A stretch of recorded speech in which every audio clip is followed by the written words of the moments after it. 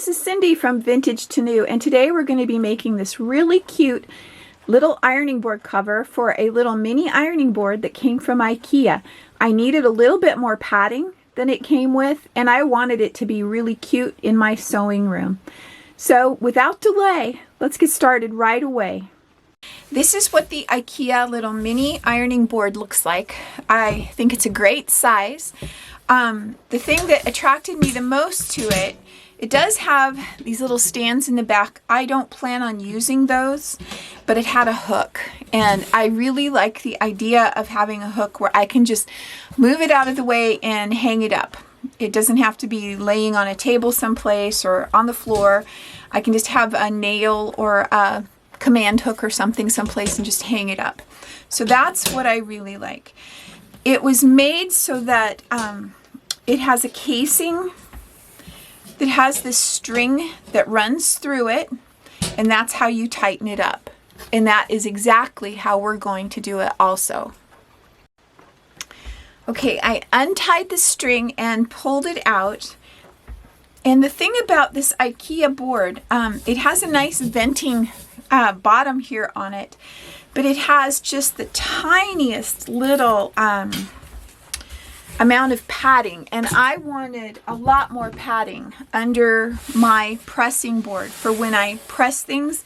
I really like a lot of padding. So what I'm going to do is I've decided on the fabric I wanted, and I've already measured it to be the right size. And what I'm going to pad my ironing board with is an all cotton towel. Now, I actually had this one on a different pressing board that I used for a long time, but I wanted a new one. I want to make it so that I can take this off and wash it just like I could the Ikea one. So let's get measuring how we want to do our padding and then our cover. I've laid out the little piece of padding that they had on the ironing board, and I'm pinning it down to my towel. And this was a really large towel. I got it at Target a long time ago. And I'm just going to lay it out, pin it down, and cut it out the same size. I am skipping this part here that doesn't have the terry cloth. And like I mentioned at the beginning, this was 100% cotton towel. You don't want any polyester under your ironing board because it can have a tendency to kind of melt. So I'm just going to cut it out.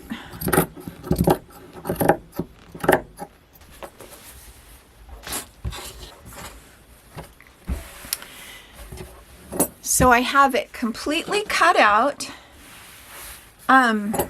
And so you need to decide if you're going to put the terry cloth on top or go back with the little pad. And because we're adding so much wonderful padding underneath, I'm just going to put this back on top and put my terry cloth underneath. So I tested it to be sure it's fit, that it was the right size. Here's my 2 layers with this one on top. And then now we're going to get ready to cut the top to go on out of our fashion fabric. Okay, this looks like a piece of pieced fabric, but it's not. It's just a panel. You wouldn't want to have bumps and lumps and seams in the top of your ironing surface. So here's this. Now, because I added so much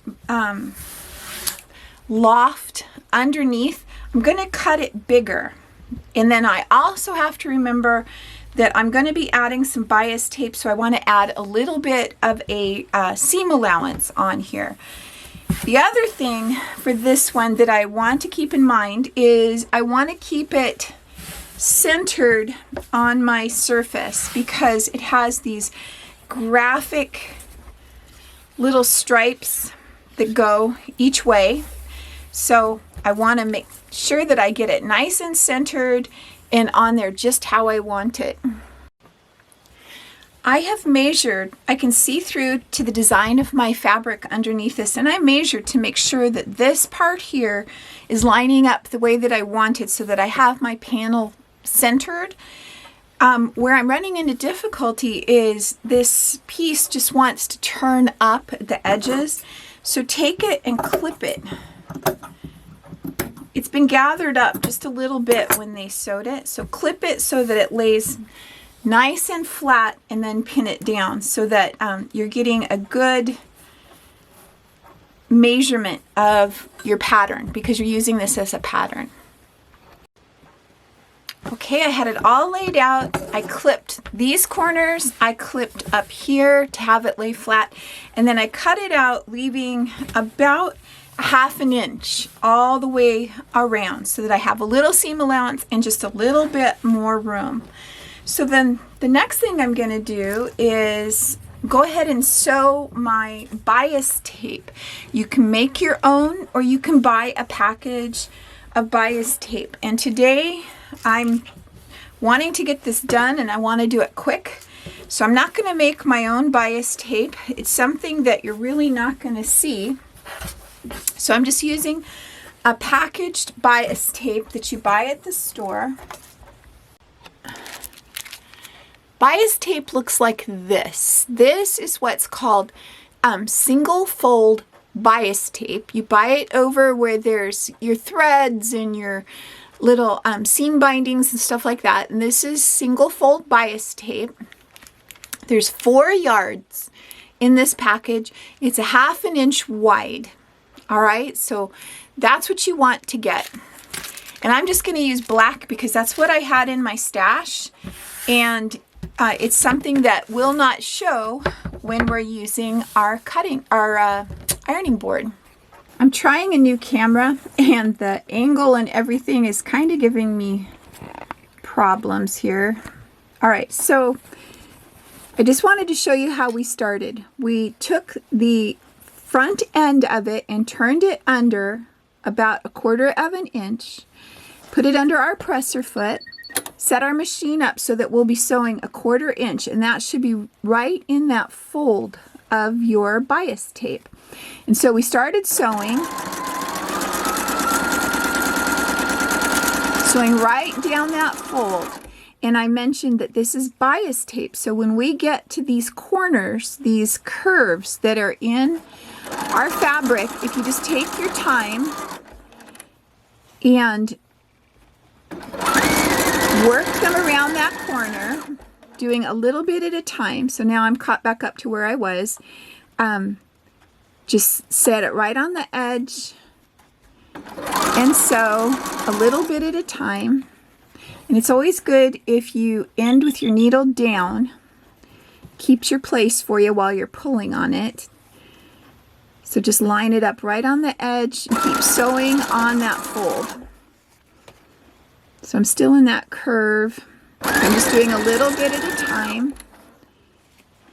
And now I'm up to where I'll be going straight until I hit that curve at the top. So let me finish going around. I'll show you how we'll finish. I thought you might want to see me going around this top curve because it's a little bit tighter of a curve. So you just do a little bit less at a time. You just keep that edge lined up as you go around. You can see I'm not going really fast, and it's not big bunches of it at a time. It's just a little tiny bit as we work our way around this really sharp curve here at the top.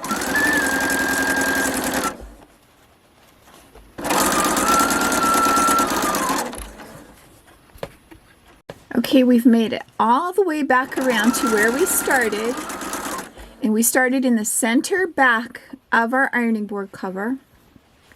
So I'm going to take this piece and I'm going to fold it back and butt it right up against, let me scoosh up here a little bit. I'm going to butt it right up against where we started. So I'm going to fold this back and butt it right up. Do not overlap it. You just want it to butt right up to it. So it's going to look like I guess the black is really hard to see. But you can see, there it is, and it fits perfectly. Don't overlap because it makes it hard to get your string in and out. And I'm going to back tack right there. And now let's finish it up. Okay, so here is our beginning and our end. So you're going to unfold this side of your bias tape so it's completely open, and then fold it down, because this side that you folded under, it wants to fold the other way. So you're just making it so that it all folds down the same. Okay, then you're going to fold it up. You're going to make a really nice edge right here, and then you're going to sew right along that edge, as close to that folded edge as you can get, all the way around. So for me, it's just easier to do. My machine, I have a little thing right here that shows me right where my needle is, and that's where I'm going to go right along the edge. And you just take this and turn it a little bit at a time, keeping that edge pulled out here so that it's really nice, and just keep going. And you just sew all the way around. And when you get to the curves, it's just like before. You take your time and just do a little bit at a time. And it's going to lay flat. And you just keep working your way around. And you can keep rolling it out. You don't want to get a bunch of your fabric in under like that and sew it. You want it to have a nice flat edge, clear out all the way around. And what you're doing is we're making a casing that we're going to put that string back through. So it's really important that this remain as big as you can get it. That's why we're sewing so close to the edge, because you have to be able to wiggle a safety pin through there with the string. So I am going to just go finish going around, and then I'll meet you back at the end. So here I am. I'm back to where I started. So this is one side and this is the other. And we have those butted up, and we're just going to go right over the edge and back stitch a couple times, because we're going to be pulling really hard on that when we pull the string through. So let's prepare the string. Okay, so here we are. We're ready to put it onto our ironing board, and I was able to successfully pull out the cord that they had used on the original cover. So that's what I'm going to use. But if you need to use like a cotton cording, it needs to be something that's flexible, not very big, and really strong. Another option might be some grosgrain ribbon or just some regular small ribbon, but it might be just a little bit hard. You'd have to be strong ribbon, I guess is what I'm trying to say. So the way you go about doing this, I'm going to put a knot in the end of this cording because it wants to fray. The end of it's all frayed. So I'm going to put the safety pin below the knot, close it up, and then go back to the opening we have, and you just slowly push it in and pull, and you just keep pushing and pulling until you get all the way back around to the beginning. Okay, so you just keep going all the way to the end. A couple words of caution. You do not want to have this end get pulled into the casing. If that happens, it's a sad day because you have to pull it all the way out and start over. There's no going back. So don't do that. And then the other thing that can happen is when you get up to where we folded this back right here at the beginning. Remember, we folded under about 1/4 of an inch. Sometimes your safety pin wants to get caught into that fold like that right there, okay? And that can be really frustrating. All you need to do is take something like your seam ripper or a little screwdriver or something like that and push it down, and then just push your safety pin behind it and it will come right out. And that happens sometimes, sometimes it doesn't. So just keep that in mind, that you just need to be able to poke something in there. So now I'm going to align the padding on my board so that everything is nice and even on both sides. The back is covered, the top is covered, everything looks good. And I'm going to put this over the front, and then I'm going to end up pulling this because I pulled it kind of tight when I was pulling the cording through. And you just keep working it until you can get the back down to where it belongs, over the edge. All right, it's looking pretty good. I like the way it looks. So now I'm going to flip it over and work it from this side, making sure that that padding is still exactly where it needs to be. And it looks like it slipped just a little bit back here in the back. Getting the edges all pulled up. And I have too much down here at the front and not enough at the back. So I'm going to hold on to this padding with my fingers and pull the cover. Re-straighten everything. Just barely get that up over the edge, and then it looks like I have, just 1 second. I'm going to pull that original padding up just a little bit. So you'll just have to play with it until you get everything flat and just the way you like it, and then pull these tight.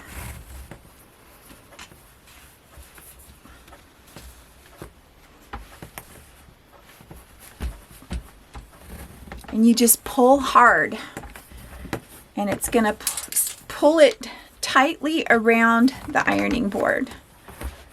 All right. There's that and that, and you see how we end up with it making that gather at the corners. It's exactly what you want. So I'm going to turn it over and make sure the front looks like I want it to look. How cute is that?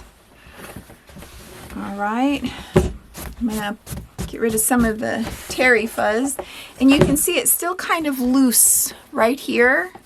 So I'm going to work those gathers just a little bit more on the back and then give it a tie, and then we'll see what we have. Okay, you can see that I got it nice and snug. It looks really cute on the front. I have my pattern lined up exactly like I wanted it. Here's what the back looks like. I do not plan on using these, but the cord comes down just a little bit close to that leg, but it still would work just fine. If you plan on using the legs, you might want to take that into consideration, but it looks just fine. I tied it in a bow back here because I want to be able to take this cover off and wash it, because I'll be using a lot of spray starch and stuff when I'm doing my appliques or my quilting or whatever, and starch kind of builds up sometimes, and you want to be able to take it off and wash it. So I hope you enjoyed this video. This same technique would work with any size ironing board. You would just need to buy the appropriate amount of bias tape and basically follow the same procedure. So until next time, this was Cindy from Vintage to New.